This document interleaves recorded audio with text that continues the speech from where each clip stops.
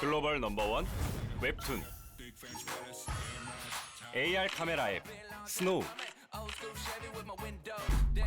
전세계 안방 1열 V라이브 새로운 VR 세상 제페토 인공지능 연구소 네이버랩스 네이버는 지금 전세계 240개국의 사용자를 만나고 있습니다. 오늘도 도전 중 네이버.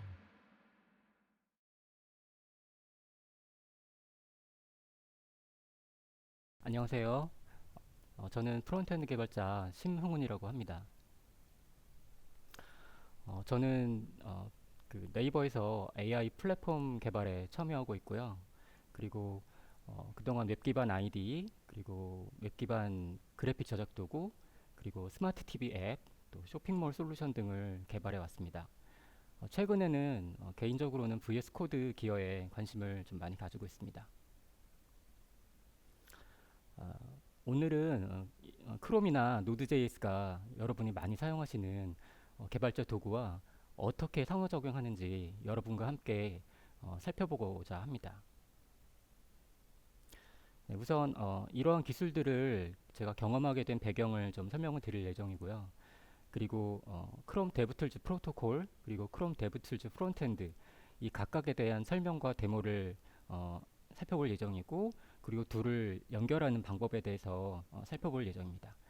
그리고 마지막으로 크롬 확장을 통해서 소스 수정 없이도 크롬 데브툴즈 프론트엔드를 확장하는 방법과 두 기술을 기반으로 한 다양한 어플리케이션에 대해서도 간략히 소개해 드리고자 합니다. 네, 우선 배경을 설명드릴 건데요. 네이버에서는 람다라고 불리는 서버리스 플랫폼을 내부에서 운영하고 있습니다. 이 기술을 바탕으로 네이버 클라우드 플랫폼 NCP라고 불리는 흔히 아시는 분들도 계실 텐데요. 이 서비스에서 클라우드 펑션즈라는 서비스를 외부 개발자 향으로 제공하고 있습니다. 서버리스 플랫폼은 사실 구글이나 아마존도 제공하고 있는데요. 구글 클라우드 펑션이나 그리고 아마존 AWS 람다와 같은 플랫폼도 제공되고 있습니다.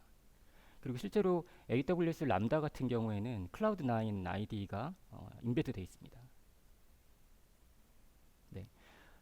우선 네이버 서버리스 플랫폼을 설명을 잠깐 드릴 예정인데, 네이버 서버리스 플랫폼은 아파치 오픈이스크라고 불리는 오픈소스 프로젝트를 기반으로 개발되었고요. 그리고 사내에도 이 프로젝트에 기여하시는 분들이 많이 계십니다. 네, 아파치 오픈이스크에 대해서 간단히 그 과정을 설명드릴 예정인데, 우선 외부에 이벤트가 발생되면 트리거가 내부에 있는 오픈이스크 트리거가 작동되게 되고요. 그리고 트리거가 발생되면 실행되면 사용자가 작성한 코드와 그 코드를 실행해주는 런타임, 그 예를 들자면 노드.js로 작성했다면 노드.js 런타임, 또는 파이썬으로 작성하셨다면 파이썬 런타임이 실행되게 됩니다. 근데 그 실행이 도커 컨테이너 내부에서 실행되게 됩니다. 그리고 실행 후에 바로 컨테이너는 사라지게 됩니다. 그런데 여러분 갑자기 궁금하시지 않으신가요? 노드.js 프로그램이 도커에서 실행될 경우에 어떻게 디버깅 할 수 있을까요? 웹을 검색해 보시면 흔히 도커 컨테이너를 실행하기 전에 포트 바인딩을 통해서 디버거 클라이언트가 접근할 수 있는 포트를 열어두는 방법이 있습니다. 열어놓고 이제 이건 많이 아실 텐데 디버거 클라이언트로 자주 사용되는 크롬 인스펙트 명령을 사용해서 웹 데브툴즈 프론트엔드를 띄워서 접속하는 방법이 있고요. 또 하나는 VS 코드 도커 컨테이너 확장을 설치해서 디버깅을 할 수 있습니다. 근데 이런 방법은 사용자가 도커 컨테이너 실행을 설정할 수 있을 때, 핸들링할 수 있을 때만 가능합니다. 근데 아쉽게도 저희가 사용하고 있는 오픈이스크는 도커 컨테이너에서 프로세스가 실행될 때까지 굉장히 많은 그 레이어를 거치게 되고요. 또 사용자가 포트 바인딩을 설정할 수 있는 그런 기회가 없습니다.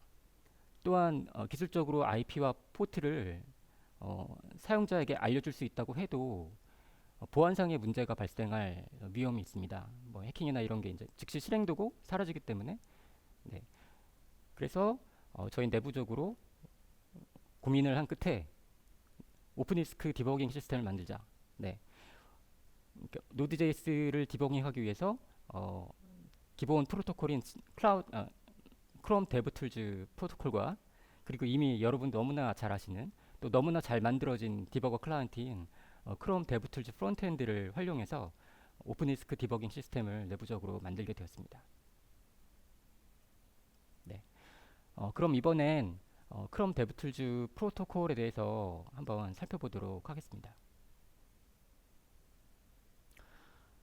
크롬 데브툴즈 프로토콜은 크롬과 블링크 기반의 브라우저 그리고 노드.js 등에서 컨텐츠 인스펙션 그리고 프로그램 디버깅 또 성능 및 메모리 프로파일링 등을 지원하기 위해서 외부로 열려 있는 그런 통신 프로토콜입니다.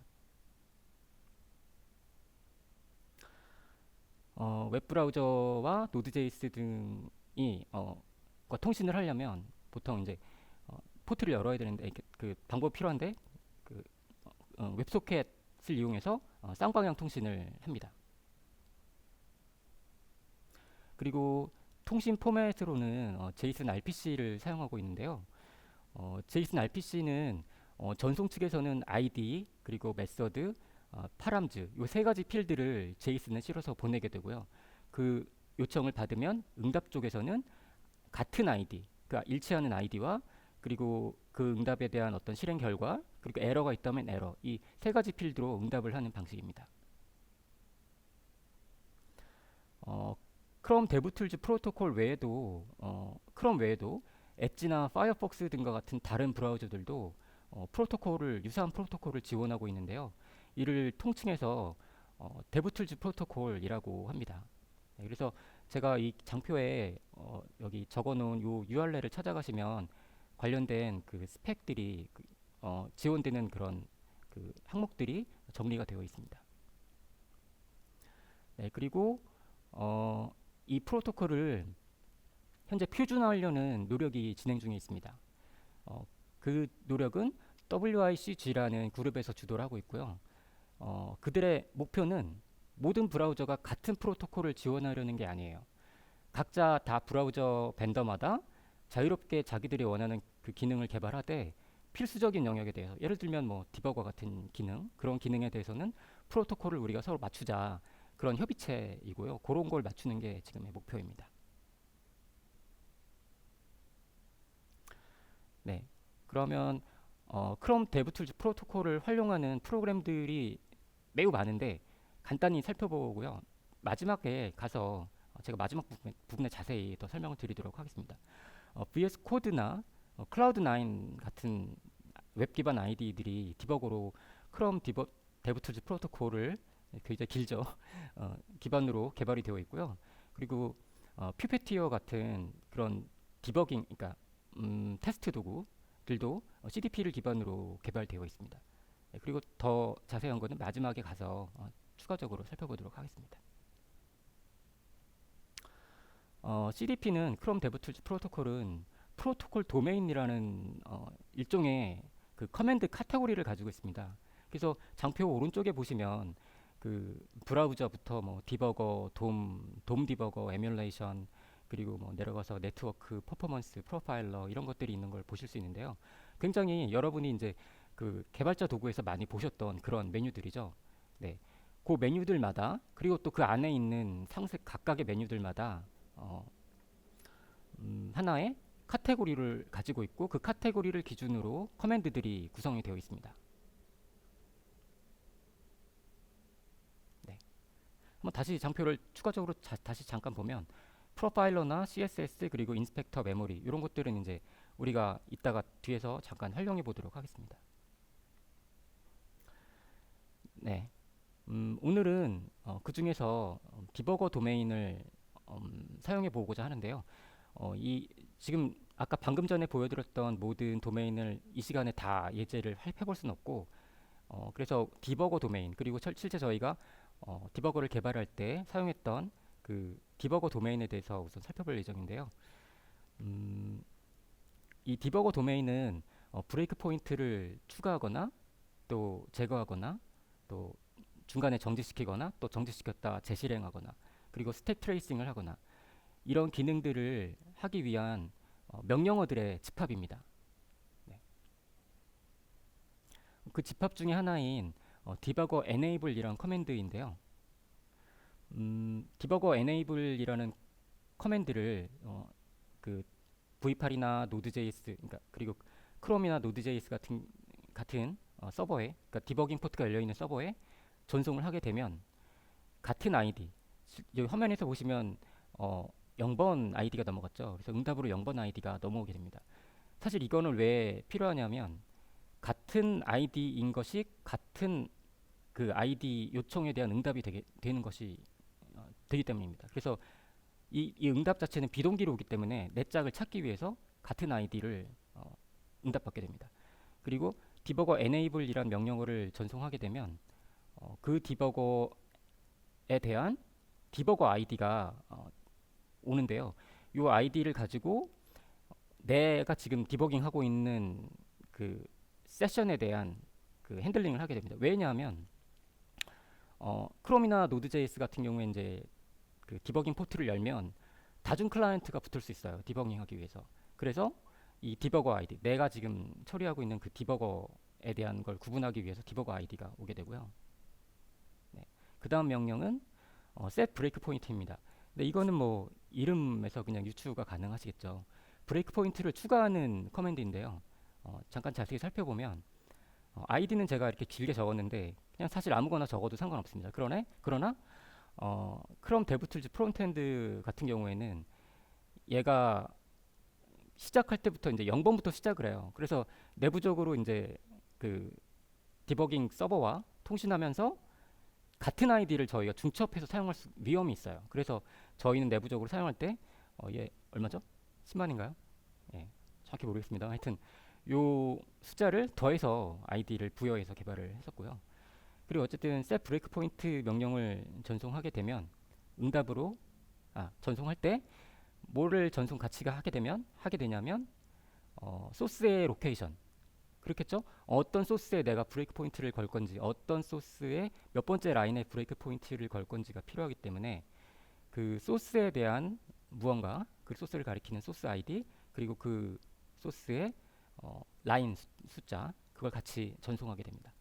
그렇게 되면 응답으로 뭐가 오냐면 이건 잘 기억이 안 나요. 하여튼 정확한 위치에 그 소스 아이디가 같은 녀석이 오고 또 그 소스에 같은 줄이 오게 되고 또 컬럼은 지정하지 않았지만 그 컬럼 브레이크 포인트가 걸린 컬럼이 같이 응답으로 오게 됩니다. 네. 여기까지 해서 디버거를 시작하는 방법과 그리고 브레이크 포인트 거는 방법을 알아봤는데요. 그 다음엔 디버깅을 하기 위해서 디버깅 포트를 열어야겠죠. 근데 이거는 되게 많은 분들이 알고 계실 거예요. Node.js 같은 경우에는 인스펙트 옵션을 걸어서 디버깅 포트를 열게 되겠죠. 그리고 크로미움 같은 경우에도 디버깅 포트를 열 수가 있는데요. 리모트 디버깅 포트라는 옵션을 적고 거기에 열고자 하는 포트 번호를 적으면 디버깅 세션이 열리게 됩니다. 네, 디버깅 서버가 시작되게 됩니다. 네, 이따가 요거를 활용해 보도록 하겠습니다.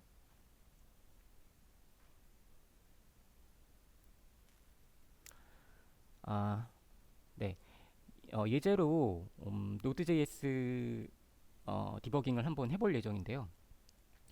Node.js를 디버깅 모드로 열면 그림과 같이 WS로 시작하는 웹소켓 그 주소가 생성됩니다. 그리고 이 주소로 웹소켓을 연결하고 위에서 말씀드린 두 개의 커맨드를 그 디버거 enable과 디버거 set breakpoint 두 개 명령을 사용해서 전송해 보도록 하겠습니다. 이번에는 두 개의 명령어 디버거 도메인을 활용한 두 개의 명령어를 활용한 데모를 살펴볼 예정인데요. 좌측 상단에 있는 소스는 Node.js 기반으로 된 간단한 서버입니다. 그래서 이 서버에 서버를 활용한 Node.js 프로그램을 디버깅 모드로 열고 디버거 enable 방금 살펴봤던 디버거 enable 명령으로 디버깅 세션을 시작할 예정이고요. 그리고 디버거 셋 브레이크 포인트 명령을 이용해서 이 소스에 브레이크 포인트를 거는 데까지 한번 해보도록 하겠습니다.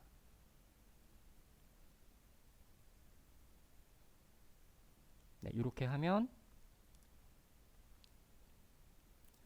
서버가 디버깅 모드로 열리게 되고요. 여기서 지금 WS로 시작된 주소를 확인하실 수 있을 텐데요. 이 주소를 활용해 보도록 하겠습니다.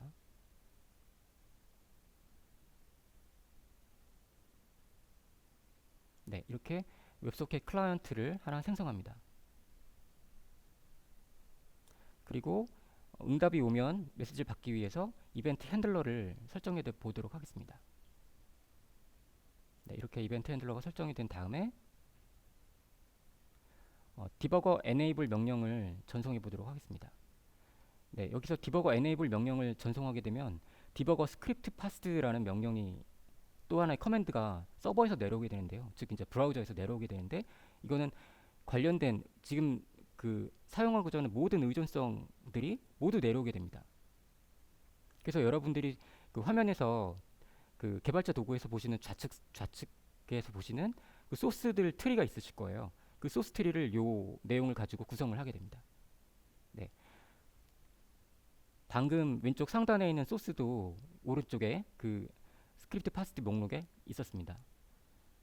네, 그게 71번이었고요. 그 71번에 해당하는 소스의 브레이크 포인트를 지금 걸었습니다.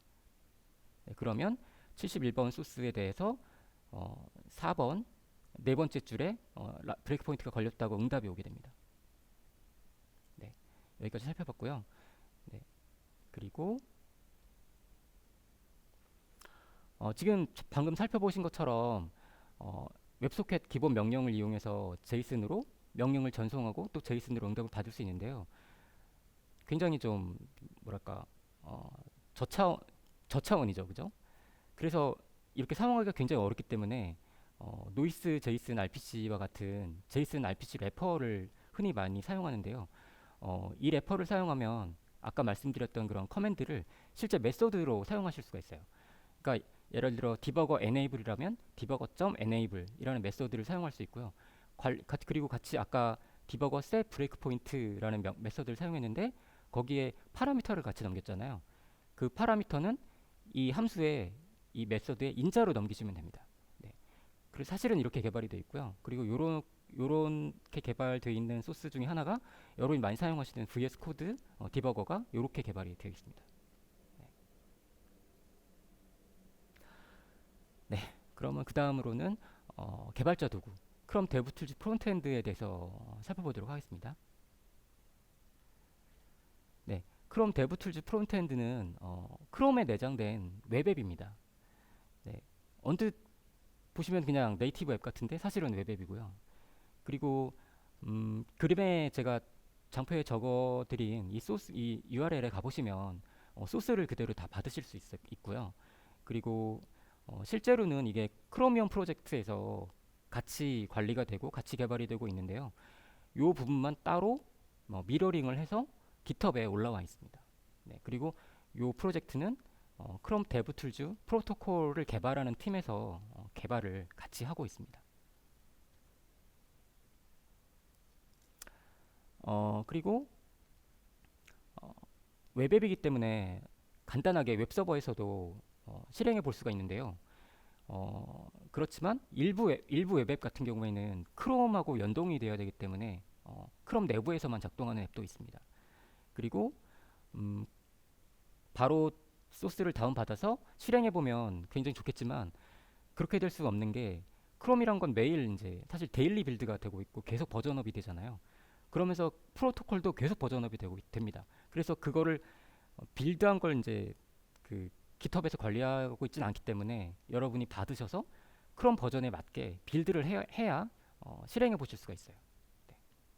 그럼 그 빌드를 한번 해보려고 하는데요. 그걸 한번 살펴보도록 하겠습니다. 빌드 스텝은 우선 디파툴즈라는 도구를 받으셔야 되고요. 그리고 디파툴즈를 받으신 다음에 클라이언트 소스를 받으십니다.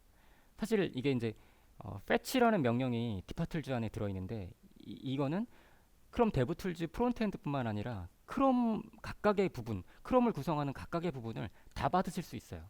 그러니까 크로미움이죠. 크로미움을. 네. 각각을 다 받을 수 있는데 이제 그 중에 우리는 데브툴즈 프론트엔드를 해보고 싶은 거잖아요. 그래서 데브툴즈 프론트엔드를 패치해서 받을 거고요. 그리고 만약에 그 소스를 우리가 수정하겠다. 저희 같은 경우엔 프로젝트에 필요해서 이 소스를 수정해서 사용했어요. 그래서 수정이 필요할 때는 이제 수정해서 사용을 하면 되고요. 그리고 수정이 끝났으면 빌드를 하게 되는데 gn 그리고 닌자 요 두 개의 명령어를 사용해서 빌드를 거치게 됩니다. 네, 그러면 사용할 수가 있고 방금 말씀드린 이 GN과 닌자는 뭐냐면 크롬을 빌드할 때 사용하는 사실 프로그램인데요. 닌자는 크롬 빌드를 위해서 사용하는 프로그램인데 고속 컴파일러입니다. 네. 그런데 이제 이건 이렇게 가만 이 제가 적어놓은 이 좌측 상단에 주소에 가보시면 자세한 설명이 들어있는데요. 그렇게 친절한 도구는 아니에요. 그래서 사용하기가 그렇게 쉽진 않은데 대신에 이들이 지향하는 바는 그 고성능 그리고 빠르게 빌드하는 거 그리고 인크리멘털 빌드.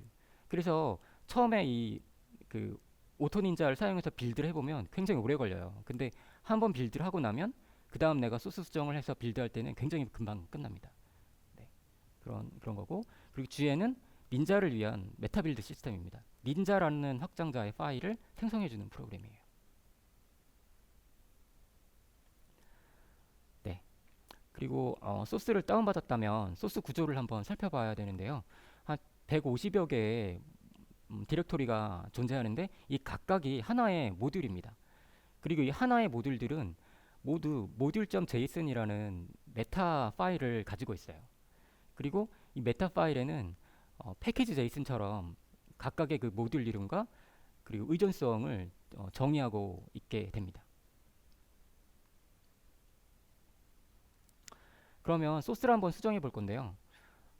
지금 살펴볼 거는 여러분 매일매일 쓰시는 콘솔 있잖아요. 콘솔을 한번 수정해 보겠습니다. 어떻게 수정할 거냐면 콘솔이라고 영어로 되어 있는 부분을 한글로 바꿔보도록 하겠습니다. 그걸 어떻게 하냐면 프론트엔드 소스에 가서 콘솔이라는 디렉토리 모듈에 가서 모듈 JSON을 열고 타이틀을 수정하면 됩니다. 쉽죠? 영어로 콘솔이라고 된 거를 콘솔로 바꾸면 됩니다. 한글로. 예. 그러면 콘솔이라고 나오게 됩니다. 그리고 두 번째로 해볼 거는 여러분이 이제 그 발표 중에 지금 그 브라우저를 여셔서 그 소시즈라는 그 개발자 도구에 가보시면 두 개의 탭이 있는 걸 확인하실 수 있을 거예요. 그 탭에 저는 노드라는 탭을 노드.js 전용으로 만들어진 노드라는 탭을 추가할 건데요. 이 탭은 뭐냐면, 그러니까 노드.js 쪽에 그 소스 트리를 보는 그 확장이에요. 모듈이에요. 그거를 한번 추가해 보도록 할 건데 뭐 어렵지 않습니다. JS 메인에 가서 모듈 JSN을 열고 그 제가 지금 하이라이트 되어 있는 추가해 놓은 그 소스를 노드라고 되어 있는 소스를 추가하시면 됩니다. 네, 이렇게 두 개를 추가하고 다시 빌드를 하면 이제 어떻게 화면이 바뀌게 되는지 제가 데모를 통해서 보여드릴 예정인데요. 보여드리기 전에 잠깐 화면에 보시는 이 링크들을 보시면 6개의 링크가 있는데 각각은 용도가 조금씩 다른데 그 일종의 아까 그 방금 보여드렸던 모듈들의 집합이에요. 일종의 구성을 좀 다르게 한 앱들이라고 보시면 되는데 데브툴즈 앱은 웹을 위한 앱이고요. 말 그대로. 그리고 인스펙터는 모든 기능이 다 들어있어요. 예, 그리고 이거는 모바일 개발, 뭐 이렇게 뭐 반응형 개발 이런 걸 하기 위한 것들까지 다 들어있는 거고요.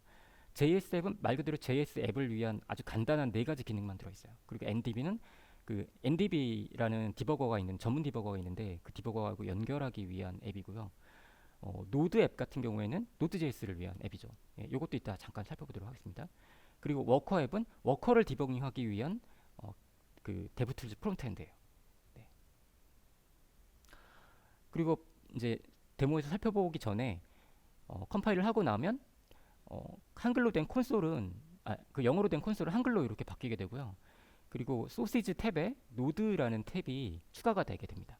네, 요거를 한번 데모로 살펴보도록 하겠습니다. 네, 방금 컴파일한 쪽에 그 서브라는 서버를 제가 띄웠는데요. 거기에 가서 HTML만 우선 찾아봤습니다. 네, 방금 연 거는 데프툴즈 앱이고요. 네, 모든 기능이 다 들어 있습니다. 그러나 실행이 되어 있지 않습니다. 연결이 안 되어 있기 때문에. 네. 데프툴즈 앱을 또 데프툴즈로 디버깅 할 수 있습니다. 네. 그리고 다시 HTML 찾아서 인스펙터를 이번에 찾아보도록 하겠습니다. 인스펙터는 아까 말씀드린 대로 반응형 앱이나 뭐 이런 것들, 그리고 그런 것들을 만들 수 있게 특화된 거고요. 그리고 JS 앱은 자바스크립트 앱을 위한 딱 4개의 템만 구성되어 있습니다. 저희는 내부적으로 이 앱을 사용해서 아까 그 람다 디버거를 만들었습니다. 그리고 NDB 앱도 있는데 NDB라는 전문 디버거를 위한 앱이고요. 그리고 Node.js 전용의 노드 앱도 있습니다. 네, 커넥션 이 화면은 굉장히 익숙하시죠? 네. 네, 마지막으로 워커 앱을 살펴보도록 하고, 네, 데모는 여기까지이고요. 아유, 네. 그러면 이 두 개를 데브툴즈 프로토콜과 데브툴즈 프론트엔드를 어떻게 연결하는지를 이제 살펴볼 건데요.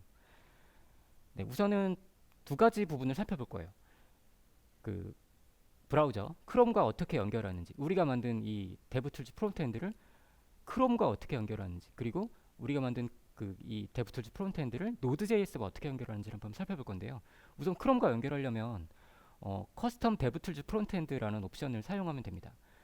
네, 커스텀 데브툴즈 프론트엔드를 사용해서 사용해볼 수가 있고, 실행을 하게 되면 이렇게 나오게 됩니다. 상단부는 크롬이고, 이 하단부가 저희가 이제 방금 컴파일한 그 소스로 연결이 되게 되는데요. 이렇게 해보는 건 사실 어렵지 않은데요. 아까 앞서 말씀드린 대로 디파툴즈로 소스를 다 다운받으셨으면 그 소스 중에 서드파티라는 디렉토리가 아마 있으실 거예요. 거기 가보시면 이미 그 프로토콜의 버전과 맞춰진 크로미움이 있어요. 그래서 그 크로미움을 가지고 앞서 설명드린 이 명령어를 실행하시면 이 화면이 나오시게 됩니다. 이거 바로 한번 관심 있으신 분들은 실행해 보시면 좋을 것 같고요. 이번에는 Node.js하고 어떻게 연결할 수 있는지를 한번 살펴볼 건데요. 이것도 어렵지 않습니다. 아까 처음에 제가 그 간단한 HTTP 서버를 Node.js로 만들어서 디버깅 모드로 열고 그 웹 개발자 그러니까 개발자 도구에서 바로 연결을 했었잖아요. 바로 연결하지 않고 이번에는 우리가 만든 데브툴즈 프론트엔드와 연결해 볼 거예요. 그러니까 Node.js를 디버깅 모드로 실행하는 것 자체는 뭐 같겠죠. 예. Node.js를 인스펙트 모드로 열고 WS로 시작하는 웹소켓 주소가 생성되면 우리가 만든 이 웹앱으로 한번 연결해 보도록 하겠습니다. 그리고 웹앱으로 연결할 때는 WS라는 파라미터로 이 방금 그 인스펙터로 시작했을 때 생성된 그 주소를 연결해 줘야 돼요. 네, 그 파라미터를 넘겨줘야 돼요. 그래서 요 주소를 자세히 한번 기억해 보시고요. 자, 데모를 한번 보여드리도록 하겠습니다. 네, 데모 화면은 이렇게 구성이 될 겁니다. 좌측 상단에 소스를 배치하고, 네, 그 소스를 실행하면서 웹소켓 주소를 열고 알아내고 그 주소로 오른쪽 하단에 연결을 할 거고요. 그리고 그 서버는 오른쪽 상단에 실행이 되게 됩니다. 네, 그럼 데모를 살펴보도록 하겠습니다. 네, Node.js 서버를 인스펙트 모드로 열고, 그리고 그 서버를 접속해 보도록 하겠습니다. 네, 잠시 그 서버를 접속하면 hello fconf라는 내용이 이 소스에 있는 hello conf라는 내용이 나오는 걸 확인하실 수가 있고요. 그리고 오른쪽 하단에 이 소스를 활용해서, 이거는 저희가 아까 방금 전에 살펴봤던 저희가 빌드한 그 프론트엔드 데브툴즈 프론트엔드 주소입니다. 거기로 접속을 해서 JS 앱 HTML을 열도록 하겠습니다.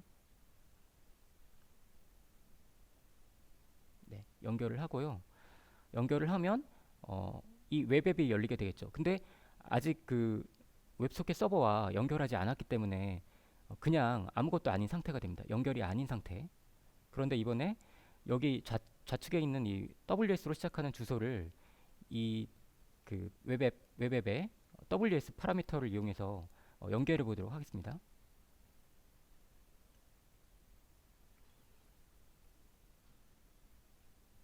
네, 복사했고요.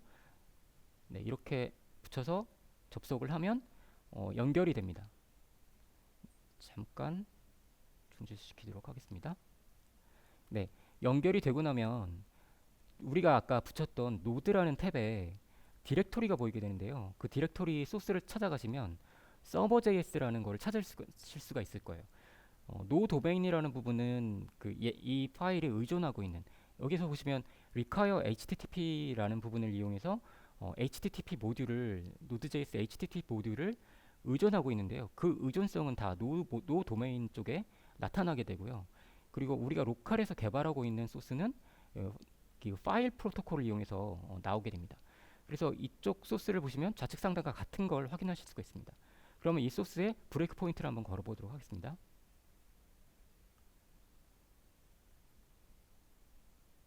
네, 이렇게 브레이크 포인트를 걸고 또 브레이크 포인트를 브레이크 포인트를 걸었는데요. 걸고 나서 서버를 재실행 해보도록 하겠습니다. 브레이크 포인트를 걸고 서버를 재실행하면 이 브레이크 포인트를 건 위치에서 중지하게 되겠죠. 네, 중지한 화면에서 지금 리퀘스트, 리스폰스라는 변수를 살펴보고 있는데요. 지금 화면에 보시는 건 리퀘스트 변수를 살펴보고 있는 건데, 이렇게 변수를 살펴볼 때도 결국은 그 디버깅 서버에 웹소켓 커맨드를 전송해서 그 응답을 가지고 이 화면을 구성하게 됩니다. 이번에 리스폰스 살펴볼 건데, 리스폰스에 마우스가 허버 됐을 때 이 디버깅 서버, 이쪽 디버깅 서버에 그 웹소켓 서버에 커맨드가 날아가고 그 응답이 날아와서 화면을 구성하게 됩니다. 다시 보시죠. 네, 리스폰스는 넘어갔네요. 네.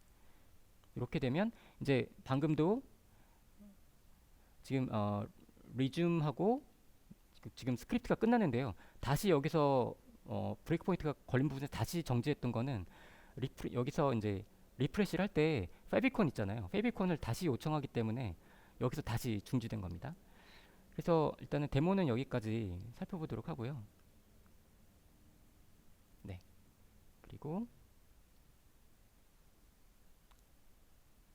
네, 이 화면은 저희가 람다 프로젝트에서 사용했던 연결 구조인데요. 람다 프로젝트 같은 경우에는 여러 층의 연결 레이어를 중간에 이제 브릿지 웹소켓 서버 같은 걸 두어서 도커 내부를 디버깅할 수 있게 구성했고요. 클라이언트부터 시작해서 그냥 흔하게 보는 웹 기반 IDE라고 보시면 되고요. 이 IDE부터 시작해서 그 오픈리스크 서버를 통해서 연결이 되고, 그리고 인보커라는 내부 시스템이 있는데 그 인보커가 그 도커 컨테이너를 새로 생성하고요.